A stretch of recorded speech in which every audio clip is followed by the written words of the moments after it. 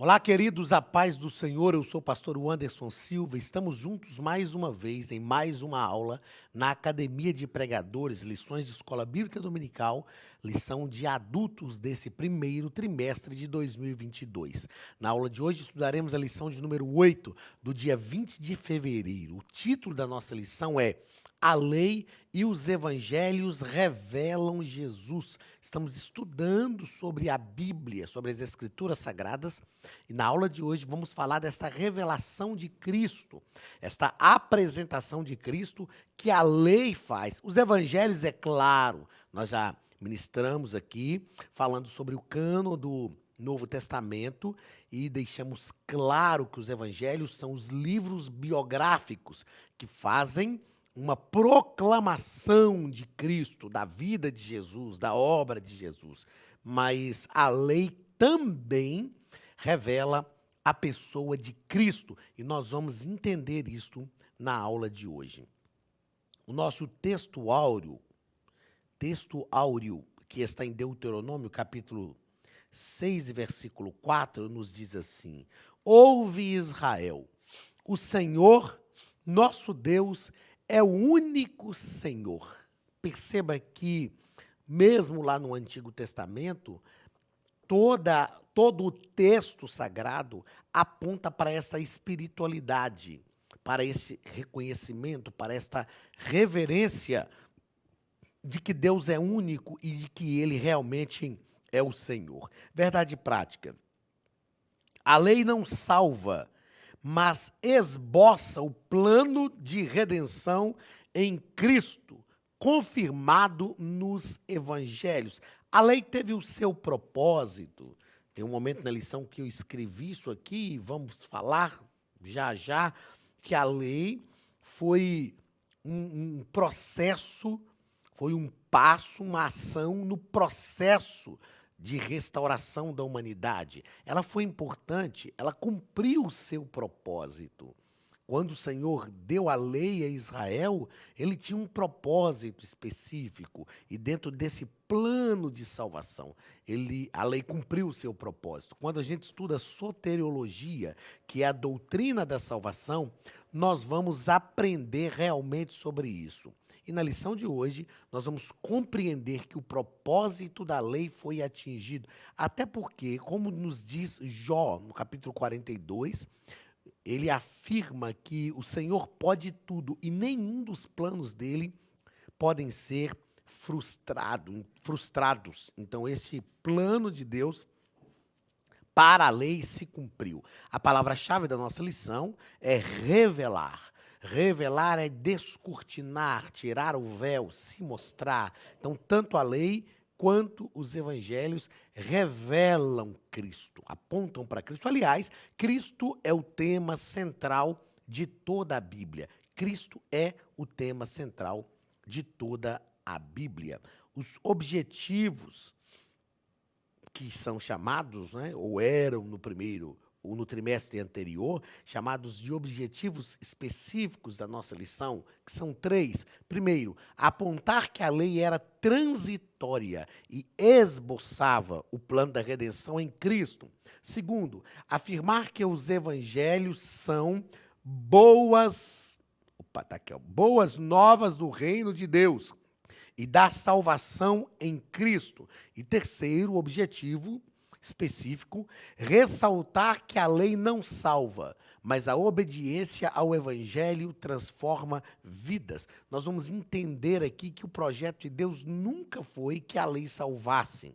Israel não compreendeu, mas o plano de Deus era que, ao cumprir a lei, eles manifestassem a sua fé.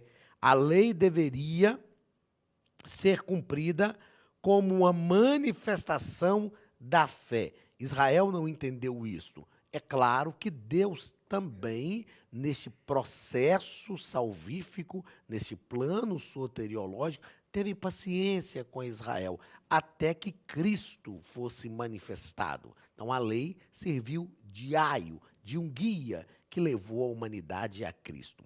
Leitura bíblica em classe está em Deuteronômio capítulo 6, versículos 4 ao 9, e Lucas capítulo 1, versículo 1 ao 4. O texto nos diz o seguinte: Ouve, Israel, o Senhor nosso Deus é o único Senhor.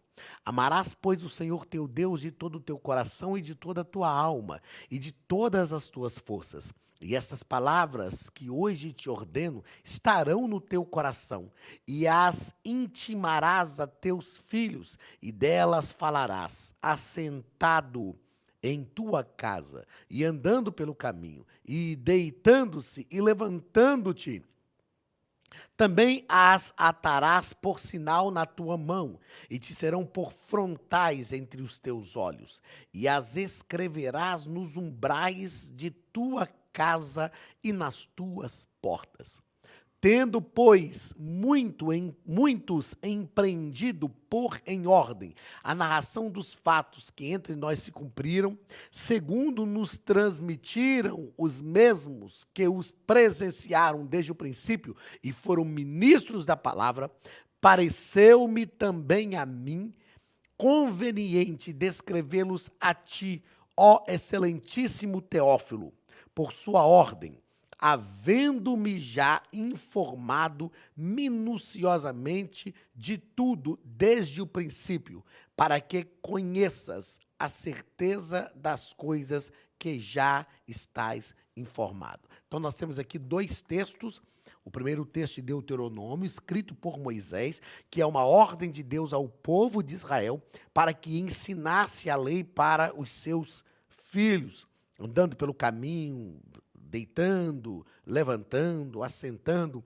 Eles deveriam inculcar a lei de Deus nos seus filhos. E o texto de Lucas, escrevendo para Teófilo, a fim de informá-lo melhor, a fim de esclarecer aquilo que ele já conhecia, mas que precisava ser esclarecido, mostrando que esses dois textos têm como um paralelo, têm como algo em comum, ensinar sobre Deus.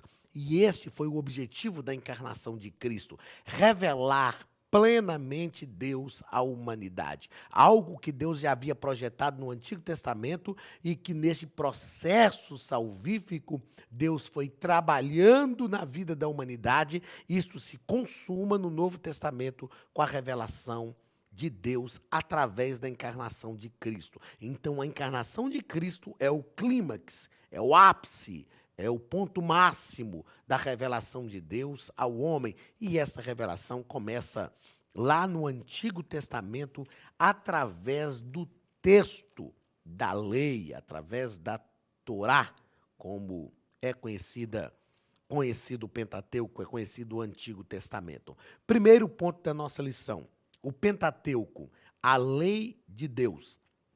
Primeiro parágrafo, os 5 livros da lei. A palavra Pentateuco vem de penta mais teucos, que significa 5 volumes. Então, isto é o Pentateuco, que é também a Torá, que é a lei, a Torá, com sentido de instrução, ensino, direção, ou seja, que vai direcionar.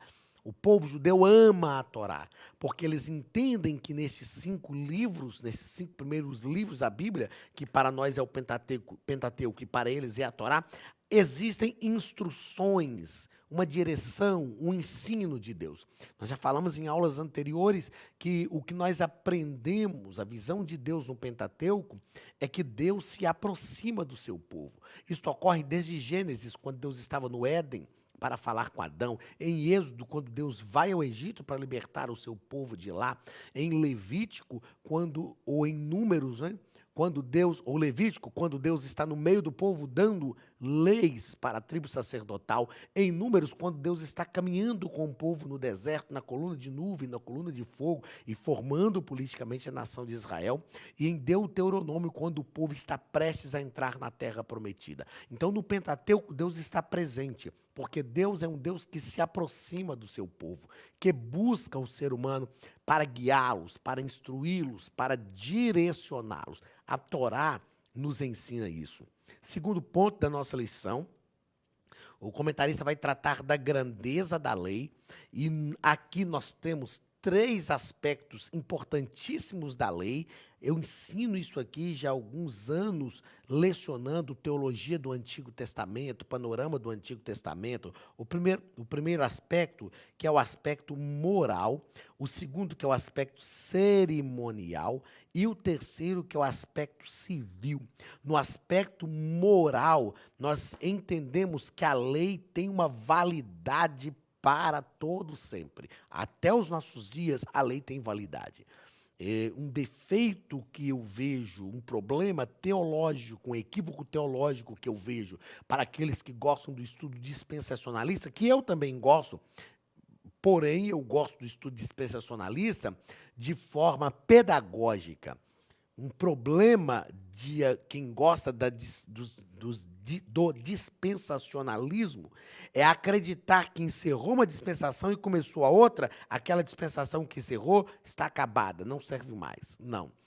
As dispensações, elas se perfazem, se entrelaçam, e cada uma delas tem um objetivo, e cada uma delas visa ensinar algumas coisas. Então, a lei tem validade para os nossos dias. O que não tem validade é a lei cerimonial, que trata da liturgia, o sistema litúrgico, os sacrifícios que o povo de Israel tinha que oferecer, todo aquele aspecto cerimonial da lei não tem mais validade.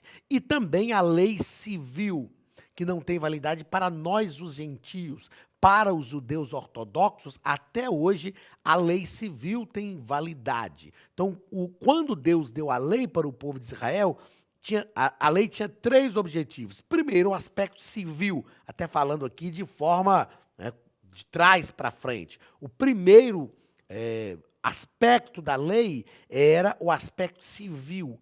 A lei era para o povo hebreu, a fim de direcioná-los. Por exemplo, cidade de refúgio tinha um aspecto civil, a guarda do sábado foi uma conquista trabalhista do povo de Israel, que estava no Egito trabalhando de sol a sol e de segunda a segunda, e Deus mandou eles guardarem o sábado. Então foi uma conquista trabalhista. Então a lei para o povo de Israel tinha, em primeiro lugar, um aspecto de lei civil, direcionava a nação de Israel. Lembrando que quando Deus deu a lei, Israel estava caminhando no deserto. Então era um povo em formação. O sistema legal faz parte da nação. A nação é formada por território, pelo sistema legal, sistema de governo território, sistema legal, sistema de governo e pelo próprio povo, pela massa humana. Então, no Egito, Deus formou o povo, a massa humana. Caminhando no deserto, Deus deu a lei para eles, que era o sistema legal. Havia também o sistema de governo, que era a teocracia, Deus no governo, e o território, que Deus já havia prometido. Então, para que nós sejamos uma nação, nós precisamos desses quatro elementos: sistema de governo, sistema legal, sistema de governo. Aliás, vamos pela ordem, né? O povo, que vem em primeiro lugar, que é a massa humana, sistema legal, que é um sistema jurídico, sistema de governo, que é um sistema administrativo, e território. Então, o povo de Israel tinha esses quatro elementos, e no deserto, quando Deus dá a lei, lá no livro de Êxodo, que Deus dá a lei a Moisés, Deus estava estabelecendo um sistema jurídico, um sistema legal, para disciplinar o comportamento civil do povo. Depois, a lei tinha um aspecto também para o povo de Israel cerimonial, é o aspecto litúrgico. Então, tinha que pegar o cabrito, ou a ovelha, ou a pombinha, ou o boi do seu próprio rebanho e levar para ser sacrificado. Era todo um sistema cerimonial. Cada sacrifício tinha uma forma de se executar. Havia havia o sacrifício pelo pecado, havia o sacrifício de oferta pacífica, havia a oferta de libação, diversos sacrifícios que tinham um aspecto cerimonial que deveria ser cumprido, obedecido. Mas, sobretudo, a lei de Deus para Israel tem um aspecto moral. O que é o aspecto moral? É o que significa, é o que é para onde ela projeta, é o que ela apresenta. E esse aspecto moral é para toda a humanidade, inclusive para nós hoje, os gentios. E o aspecto moral da lei não foi abrogado. O aspecto moral da lei permanece para os nossos dias. É claro que a gente precisa fazer essa atualização da lei. A lei de Talião, por exemplo, olho por olho e dente por dente, ela perdeu o seu significado, porque era tão somente o aspecto civil da lei. Ao dar a lei, Deus estava disciplinando condutas. A Bíblia fala em Gênesis, por exemplo, de um homem que era da descendência de Caim. Me fugiu a memória agora o nome do camarada. Aqui assim, ó, mas me fugiu. A Bíblia diz que ele tinha duas mulheres. Ele fala, fugiu o nome. Ada e Zilá era o nome das mulheres. E o nome do camarada me fugiu à mente aqui agora. A Bíblia diz que ele fala assim: matei um homem por me ferir. Deixa eu ver se eu encontro. Bem nos primeiros capítulos de Gênesis. E um varão por me pisar. Ele fala Lameque, lembrei. Ouvi mulheres de Lameque. Lameque era descendente de Caim. Ouvi mulheres de Lameque, Ada e Zilá. Matei um homem por me ferir e um varão por me pisar. Ou seja, o camarada o feriu, mas outro o humilhou e ele matou. Aí Deus começa a disciplinar condutas, dando a lei civil para o povo de Israel. Aí Deus falou, se alguém furar o teu olho direito, você só pode furar o olho direito dele. Se alguém cortar a tua mão esquerda, você só pode cortar a mão esquerda dele. Ou seja, a lei disciplinando condutas. Parece que Deus está concordando com algumas coisas, mas é só para disciplinar a conduta. Aí Deus fala, se alguém te matar, você não vai poder fazer nada porque está morto. Mas o vingador do sangue, o parente, pode matar também. Aí Deus estabelece, então, a cidade de refúgio, que era onde se julgava o crime culposo ou o crime doloso. Então, o camarada matava uma pessoa, ele corria para a cidade de refúgio. Na cidade de refúgio, os anciãos da cidade de refúgio iam julgar a causa dele. Se ele realmente tivesse cometido um crime doloso, ou seja, ou crime culposo, sem dolo, sem intenção de matar, ele ficava refugiado na cidade de refúgio e o vingador do sangue não poderia matá-lo, mas ele estaria na cidade de refúgio. Esse é aspecto de lei civil, que é o que nós temos hoje, a evolução disso é o que nós temos no Código Penal brasileiro, por exemplo, de crime doloso e crime culposo. Crime culposo sem intenção de matar, crime doloso é um crime premeditado, onde teve o dolo, teve a intenção de matar. Então perceba que esses aspectos civis da lei, eles controlavam o sistema social. E aí Deus faz isso. Então por que Deus permite furar o olho direito se o cara furasse o olho direito do outro? Cortar a mão esquerda se o camarada cortasse a mão esquerda do outro? Porque Deus estava disciplinando condutas para que os seres humanos não fossem como Lameque, que matava só porque o cara olhou torto para ele, só porque ele se sentiu humilhado, só porque o feriu. Então era a lei no seu aspecto civil disciplinando condutas. Terceiro parágrafo do primeiro ponto vai tratar sobre a lei e a fé cristã. A lei e a fé cristã. Paulo é que nos ensina isso aqui, ó, que a lei encerrou a humanidade debaixo do pecado. Por quê? A lei revela o pecado. A lei aponta o pecado. E aí é onde eu disse aqui, eu já citei, que eu escrevi aqui o seguinte, a lei foi parte do processo da graça. É incrível, né, a gente falar isso, mas é verdade, a lei foi parte do processo da graça. Onde é que a graça de Deus se revela pela primeira vez? Lá no Éden. Quando o ser humano pecou e Deus não matou o ser humano, que é o que ele merecia. Deus preservou a vida dele e fez, inclusive, vestes para cobrir a sua nudez. Então, a lei, ela faz esse caminhar, ela é parte desse processo da graça. A lei encerrou os seres humanos debaixo do pecado, mostrando a incapacidade do ser humano de cumprir a lei, não que realmente fosse impossível. Deus não deu uma lei que não fosse possível. Era possível cumprir a lei. Por que os homens não cumpriram a lei? Por causa da sua maldade. Então, a lei encerrou-nos debaixo do pecado, para que a graça nos alcançasse, nos alcançasse através de Cristo. E gerasse, então, em nós a fé cristã, que é a fé em Cristo.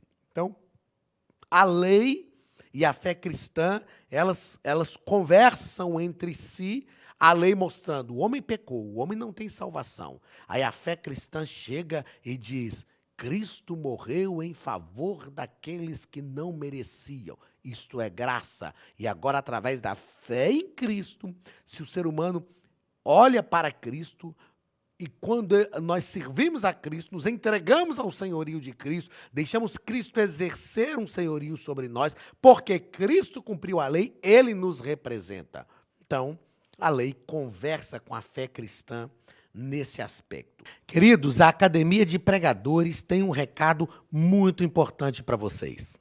Olá, queridos alunos e alunas da Academia de Pregadores, que bom ter você conosco neste momento tão especial. Estamos aqui para apresentar a nova plataforma da Academia de Pregadores, que foi construída ao longo dos últimos meses com muito carinho, um grande investimento, para levar até você não somente um conteúdo de excelência, mas também tecnologia de ponta. Veja comigo. Os cursos estão organizados por trilhas na página principal. Aqui você encontra sugestões, lançamentos, temas específicos e outras categorias. No final da página tem uma trilha com todos os cursos. Após começar os seus estudos, a primeira trilha será Continuar assistindo, que mostra somente os cursos iniciados por você. Sobre a capa do curso, consta o número de aulas, a carga horária e um botão para adicionar aos favoritos. Nesta seta, você pode expandir e ver um vídeo de introdução. Para fazer login, clique no avatar no canto superior direito e insira o seu e-mail e senha usados no cadastro. Caso tenha esquecido a senha, é só clicar neste link, preencher o e-mail cadastrado e a senha será enviada. No canto superior esquerdo fica o novo menu do portal. Ao abrir um curso pela primeira vez, você vê as informações do curso e do professor. E na lateral, ou logo abaixo se for no celular, está a lista de módulos e aulas. Algumas aulas iniciais podem ser grátis e qualquer pessoa que fizer um cadastro rápido pode assistir. Após se matricular, aqui você vê as aulas concluídas, aulas liberadas ou agendadas. Você pode adicionar os favoritos, dar uma nota ao curso e acompanhar o seu progresso.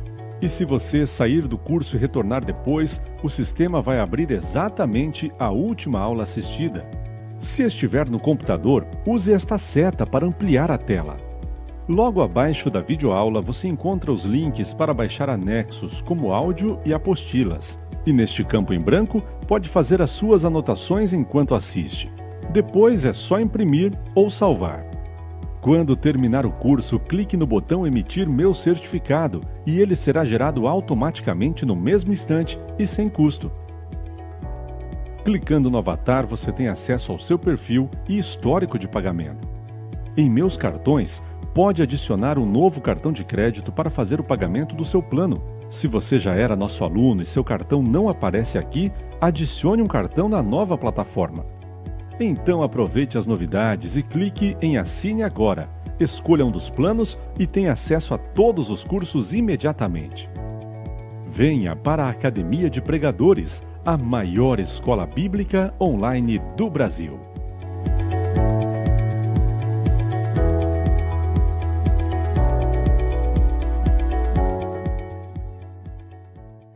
Segundo parágrafo, os evangelhos. A mensagem de Cristo.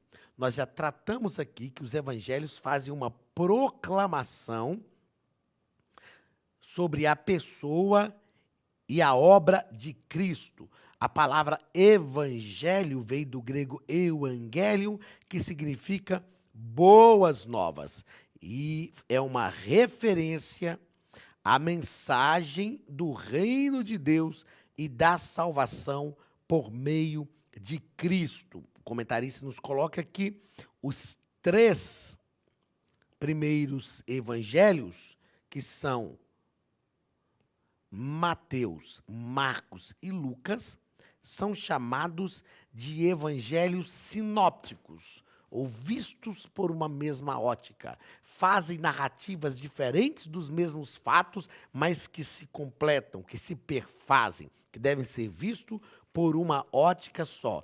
E o quarto evangelho, que é o evangelho escrito por João, o quarto evangelho, que é o evangelho escrito por João, tem peculiaridades próprias e enfatiza o ministério de Cristo na Judéia. Os evangelhos sinópticos enfatizam o ministério de Jesus na Galileia. Isto é importante nós compreendermos e sabermos em relação aos evangelhos, porque isso vai, inclusive, dirimir quaisquer dúvidas e quaisquer possíveis contradições entre as falas dos evangelistas. Se nós entendemos que eles estão se completando, não existe contradição, mas completude. Segundo parágrafo do segundo ponto, a mensagem do reino de Deus. E o nosso comentarista nos propõe que o reino de Deus aponta para a soberania de Deus sobre todas as coisas, no presente e no futuro. O que é o reino de Deus? É o poder, é a ação que Deus exerce na terra através da igreja. Quando Jesus ora ao Pai dizendo que venha o teu reino, ele está falando que venha sobre nós a tua vontade, a tua ação, que nós sejamos agentes do reino de Deus. E o reino de Deus não aponta para os seus agentes. Os agentes do reino de Deus é que fazem o reino de Deus conhecido, e o reino de Deus aponta para essa soberania de Deus sobre todas as coisas do passado, do presente e do futuro. Terceiro parágrafo do segundo ponto, a mensagem da salvação. O comentarista nos propõe que nos evangelhos Jesus é identificado por três principais títulos: Salvador, Cristo e Senhor. Esses três principais títulos aqui são magníficos e importantes. Salvador é aquele que promove a salvação, aquele sobre quem repousa a salvação, aquele que gera em nós não só a expectativa, mas a própria salvação. Cristo é o ungido de Deus, é aquele que traz a unção de Deus sobre a nossa vida. A palavra Cristo quer dizer ungido. E o Senhor é aquele que domina. Então, é impossível receber Jesus sobre a nossa vida se nós não o recebermos como Senhor, como Salvador e como aquele que traz a graça, a unção de Deus sobre a nossa vida. Não podemos receber Jesus só como nosso Salvador e não como nosso Senhor, ou só como Cristo, como o Messias, como o ungido de Deus, o prometido de Deus, mas não como aquele que nos salva e como aquele que exerce senhorio sobre a nossa vida. A salvação envolve essa plenitude, essa amplitude do ministério de Cristo. E esses três títulos apontam também para o ministério de Cristo. Terceiro e último ponto, uma mensagem transformadora. A palavra de Deus é uma mensagem transformadora. Primeiro parágrafo, a transformação do caráter. A palavra caráter tem ideia naquilo que é rígido. A personalidade, nós temos duas coisas, personalidade e caráter.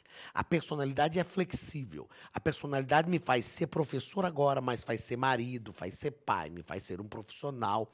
A personalidade é que nos ajuda. Eu não estou falando aqui de hipocrisia, de ser duas caras, não. A personalidade é que nos ajuda a entender os diversos papéis sociais e agir nos diversos papéis sociais. Mas o caráter não. A palavra caráter tem ideia naquilo que é rígido. E o caráter só pode ser moldado e transformado pela palavra de Deus. Somente a graça divina é capaz de transformar o caráter do ser humano por meio da ação do Espírito Santo e da obediência ao Evangelho. O homem pode compartilhar a natureza de Deus. Quando falamos em caráter, precisamos lembrar sempre de fruto do Espírito, que Paulo trata em Gálatas capítulo 6. O fruto do Espírito. O que é o fruto do Espírito? É o caráter de Cristo impregnado no nosso caráter. É a ação do Espírito a fim de transformar o nosso caráter conforme o caráter de Cristo. Nós já tratamos aqui em outras lições bíblicas de escola dominical sobre os dons do Espírito Santo, fruto do Espírito, e os dons não são uma autenticação de santidade ou de salvação, mas o fruto é. O fruto do Espírito é. O fruto do Espírito é muito importante para todos nós.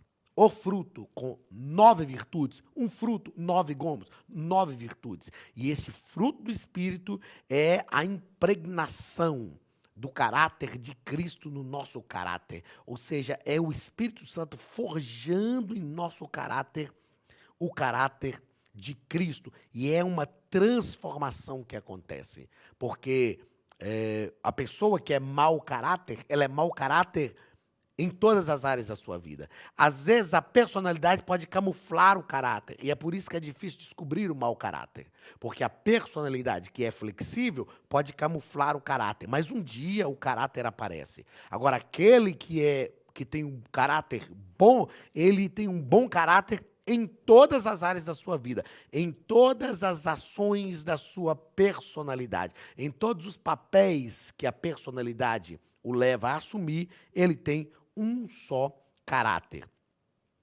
A palavra de Deus produz também a restauração da família, porque se restaura o caráter do indivíduo, restaura também a família. E é uma área que a palavra de Deus precisa agir, precisa transformar, precisa realmente mudar, porque o caráter se manifesta no contexto da família. É o primeiro lugar onde o caráter se manifesta. Então, a transformação do caráter precisa atingir a nossa casa e a nossa família.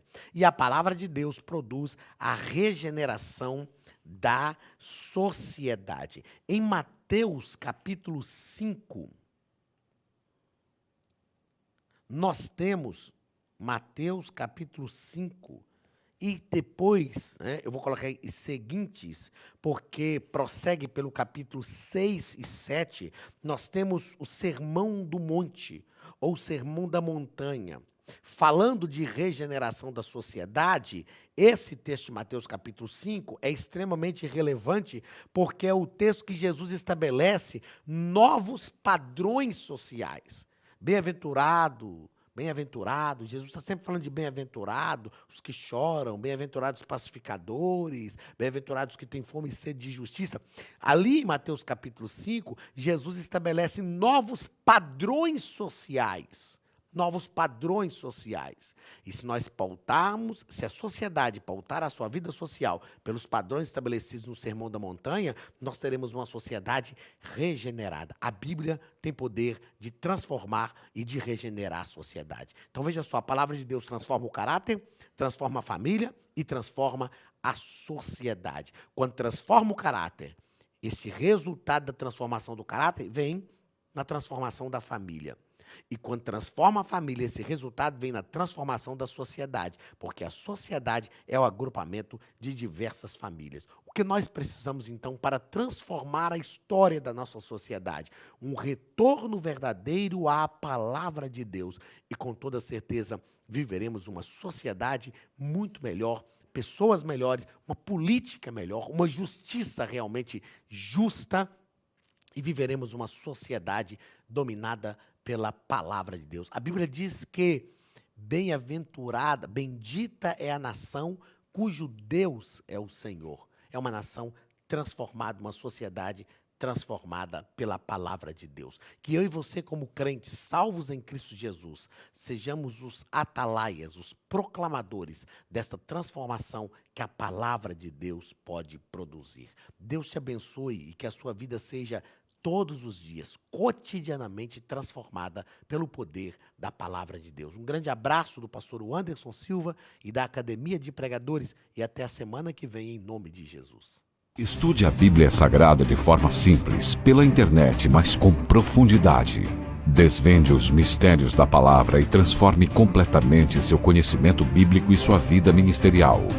Este projeto inovador, inédito em língua portuguesa, reúne alguns dos melhores ensinadores da atualidade para capacitar a igreja e preparar líderes. Já são milhares de alunos em 48 países que estão desfrutando de aulas espirituais e cheias de revelações. Na Academia de Pregadores, você vai encontrar professores que são referência naquilo que falam, preparados para ensinar. Nomes como Elianai Cabral, Cláudio Gama, Alan Prisotti, Napoleão Falcão, Carvalho Júnior, Benhur Lopes, Josué Brandão, Elias Torralbo e muitos outros. Cursos com certificados, reconhecimento e conteúdo de excelência. Tenha acesso ilimitado a todos os cursos pagando apenas R$ 49,90 por mês. Veja as aulas pelo computador, pelo tablet ou no celular, numa moderna plataforma digital, no horário que quiser. Você ainda pode rever as aulas sempre que precisar. Aproveite esta oportunidade e faça parte da Academia de Pregadores, a maior escola bíblica e teológica online.